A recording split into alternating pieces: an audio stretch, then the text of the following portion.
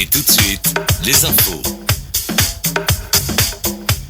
Lundi 26 mai 2025, messieurs, dames, merci d'être à l'écoute de la 107 MHz. Bonjour et bienvenue dans Gakwa Info Midi. À la présentation, je suis Alkamatou Mamambachir. Au sommaire de cette édition, le collectif régional pour la sauvegarde de la patrie CRSP a rendu public hier une déclaration portant la destitution de Ould Mahmoudou à son poste de président du CRSP Maradi. Détail de ce journal. Suite au mécontentement et polémique du recrutement de la garde intégrée de Guidarumji concernant l'affichage de la liste des noms et prénoms sans date et lieu de naissance, la liste a été reprise selon le président départemental du conseil de la jeunesse de Guidarumji. Détail dans cette édition.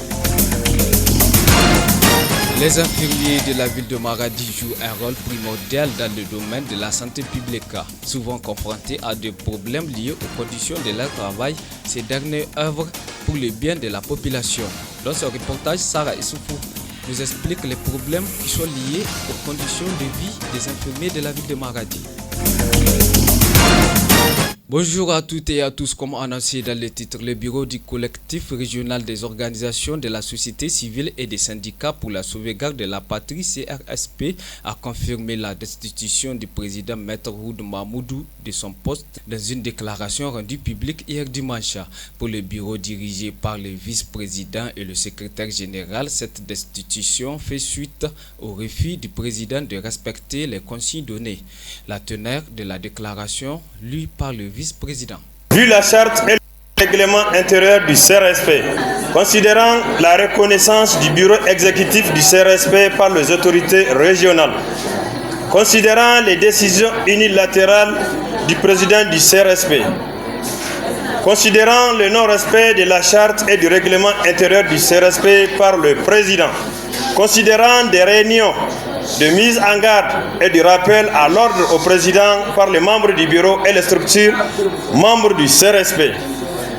Considérant la lettre en référence 011 du 3 mai 2025, rédigée par le président régional du CRSP, adressée au ministère de l'Intérieur de façon unilatérale sans concertation d'aucun des membres malgré toutes les interpellations. Considérant le constat fait par le bureau exécutif du CRSP à l'agenda caché du président Maître Ould Mahmoudou qui vise son intérêt personnel au détriment de l'intérêt collectif du cadre. Considérant la réunion des membres du bureau exécutif CRSP en date du 18 mai 2025, pour ne citer que cela, au regard de tout ce qui précède, il ressort de la dernière réunion des membres exécutifs du bureau CRSP la suspension définitive du camarade Maître Ould Mahmoudou de son poste de président du CRSP. Par conséquent, le camarade Maître Ould Mahmoudou n'est plus habilité à représenter le CRSP sur toutes les institutions de prise de la décision au plan régional et même au niveau national. Le CRSP se désengage sur toutes les décisions qui seront prises par le camarade Maître Ould Mahmoudou. Toute décision prise par ce dernier n'engage que sa personne. Fait à Maradi le 25 mai 2025. La contestation de la liste de recrutement des jeunes gardes de Guidarumji a donné ses fruits avec la reprise de cette dernière. Selon le président départemental du conseil de la jeunesse de Guidarumji, la liste a été contestée parce qu'il fallait que le nom des villages impactés par l'insécurité soit mentionné devant le nom de chaque jeune retenu. Yacouba Labo affirme que la situation est aujourd'hui rétablie avec l'acceptation de tous. Nous, au niveau de la fêtière de la jeunesse, nous nous sommes saisis de l'affaire et nous nous sommes pleinement impliqués en rencontrant les autorités préfectorales, c'est-à-dire le préfet, pour lui faire le cas, en tout cas de cru de cœur de jeunes et y compris même de la communauté. À notre grande surprise, même au niveau des autorités, en tout cas cette liste fait polémique. Même lui, en tout cas, il nous a bien édifié. Il a dit que cette liste, c'est pas comme ça que ça doit être. On doit préciser la provenance de ces jeunes. Et faisant les choses, la mission nous a retrouvés aussi au niveau de la préfecture où, avec la réunion préparatoire de ce recrutement, le préfet a dit, bon, si tel est le cas, le conseil aussi doit prendre part à travers son président pour participer en tout cas à cette réunion. Cela va nous donner plus des éléments pour répondre à la communauté, à la jeunesse. Dieu merci, en tout cas l'officier recruteur a étalé l'objectif même de ce recrutement et il a décliné la répartition qui est comme suit, selon en tout cas les renseignements qu'ils ont eu à travers le Conseil régional de la sécurité. Dans le département de Guidarumji, la commune la plus impactée de l'insécurité, c'est la commune urbaine de Tchibirungobi. Ils ont eu 50 places. La commune urbaine de Guidarumji qui est en deuxième position, ils ont eu 40 places. Troisième place, toujours en termes d'impact d'insécurité, c'est Guidansori qui a 25. Et quatrième place, Chadakori qui a 20. Saïsaboua qui a 15. Donc voilà, en tout cas, nous avons demandé au niveau du conseil l'annulation de cette liste. La réunion a décidé unanimement parce que la liste, en tout cas, on pense qu'elle est tachée d'irrégularité, ça a été annulé. C'est-à-dire qu'aujourd'hui, la liste a été reprise et c'est nommément accompagné de la localité qui est sur la liste. Tout à fait, ça a été corrigé parce que sur le champ, il y a déjà les jeunes qui sont là, mais n'oubliez pas que c'est un quota de 150 qui seront recrutés.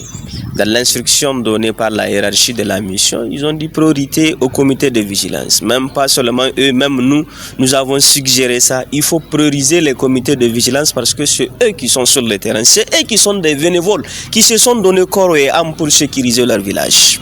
Et sur le champ, en tout cas, la réunion a décidé, les AD, les chefs du village, surtout des localités impactées, et les présidents également, ou bien le représentant de ces comités de vigilance, collaboration avec le conseil.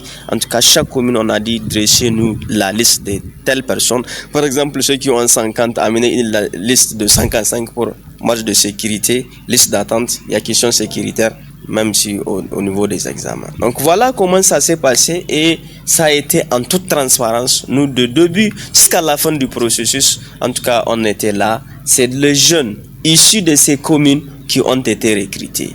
Cette contestation de la liste de recrutement de jeunes gardes ne se limite pas seulement au niveau de Guidarumji. Le département de Madaramfa est aussi concerné. Jamil Kokino, président des jeunes de Madaramfa, pour lui, la sortie de cette liste a créé des zizanies. Nous l'écoutons.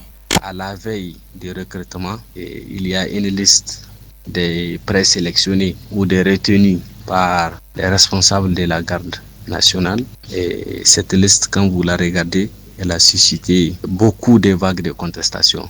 Vous n'allez pas trouver des jeunes, en tout cas, qui sont au fond, n'est-ce pas, de la commune ou des communes où ces villages-là font frontière avec la République fédérale du Nigeria, où ces jeunes-là vivent au quotidien les problèmes d'insécurité. Parce que vous n'êtes pas sans savoir que ce recrutement de la garde nationale désintégrée est fait dans l'objectif d'éradiquer l'insécurité dans ce département. Et qu'est-ce qui est recherché dans ce recrutement? C'est qu'il faut composer avec des locaux. Il faut composer avec des gens qui connaissent parfaitement la localité. Mais force est de constater que ces jeunes-là sont oubliés. Ces jeunes-là ont pris le courage de venir s'inscrire pour pouvoir contribuer à la promotion de la paix et la cohésion sociale dans leur localité, pour éradiquer à jamais ce problème d'insécurité qui est en train de ralentir le développement socio-économique de ces populations. Mais ces jeunes-là, malheureusement, ils ont vite vu leurs rêves, en tout cas, arrêtés parce qu'ils n'ont pas été retenus pour pouvoir apporter cette contribution-là tant recherchée. Moi, je pense que c'est vrai, même si par ailleurs c'est des natifs des communes qui ont été retenus, mais il va falloir assez qu'il faut privilégier ces jeunes des communes ou des localités qui ont été touchées par l'insécurité ou qui sont en train d'être menacées par l'insécurité. Parce que même c'est leur existence, en tout cas, qui est en train d'être menacée. Parce que la publication de ces listes-là déjà a créé des usanies. Vous allez voir que sur les réseaux sociaux, en tout cas, presque sur Facebook, sur WhatsApp, en tout cas, c'est les débats, c'est les questions qui se posent. Qu'est-ce qui se passe réellement à Madanfa? Donc voilà, en substance, ce que je peux vous dire par rapport, en tout cas, à la sortie de cette liste-là. Et nous comptons, en tout cas, attaquer cette décision-là. Parce que nous avons rejeté ces listes-là qui ont été établies unilatéralement. Parce que les jeunes qui doivent être au centre de ce projet n'ont pas été associés. Les autorités non plus, surtout départementales, n'ont pas été associées. Si vraiment on veut faire un travail remarquable, si vraiment on veut à ce que cette insécurité-là soit éradiquée, il va falloir une révision générale où toutes les parties prenantes sont impliquées et où toutes les préoccupations, n'est-ce pas, de ces localités concernées, touchées par l'insécurité, soient prises en compte. C'était là Jamil Kokino, président des jeunes de Madanfa. À la suite de cette édition, l'un des piliers de la santé, les infirmiers jouent un rôle important dans le domaine de la santé publique au Niger. Leur métier consiste à apporter un soutien sanitaire aux malades à travers les premiers soins, le suivi médical et ceux qui s'en suivent. À Maradi, ces derniers sont confrontés à d'énormes problèmes liés aux conditions de vie de leur travail. Quels sont les problèmes auxquels font face les infirmiers de la ville de Maradi? Élément de réponse dans le reportage de Sarah Issoufou.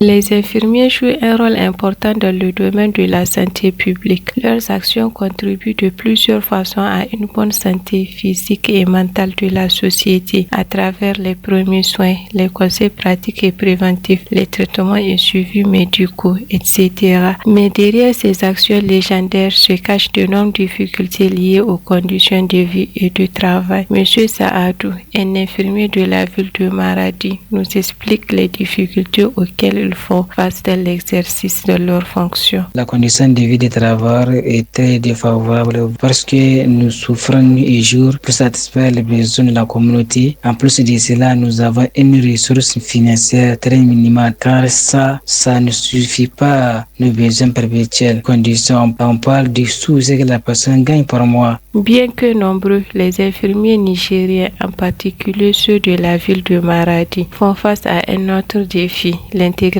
à la fonction publique. Conséquence, une insuffisance d'effectifs pouvant couvrir les besoins des malades au niveau des hôpitaux et districts sanitaires de la ville. C'est ce que décrit l'infirmier Saadou.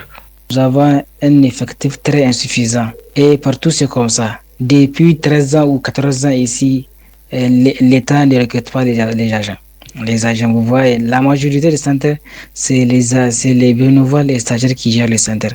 Il n'y a pas des agents. Vous voyez, vous allez voir dans un centre de santé, il n'y en a que 2 contractuels et 1 ou 2 stagiaires. On est surchargé ici. L'État vraiment doit revoir ces cas. Et l'effectif ne suffit pas le besoin de la formation sanitaire car la majorité des centres de santé sont gérés par les bénévoles. Maillon important de la santé publique. À Maradi, des milliers d'infirmiers sont en chômage. Leur recrutement peut être d'une grande utilité pour la population. Entre autres, la précarité dans laquelle ces derniers vivent est à revoir. Améliorer leurs conditions de vie et de travail à travers une augmentation de salaire, une disponibilité de matériel et un cadre de travail propice pourrait améliorer les indicateurs en matière d'accès aux soins de la population. Merci Sarah Issoufou pour ce reportage et c'est ainsi que prend fin Gagwa Info Midi Journal réalisé et présenté par Al-Kamadou Maman Bouchir. Merci de l'avoir suivi et je vous souhaite bon début de la semaine. Bye bye.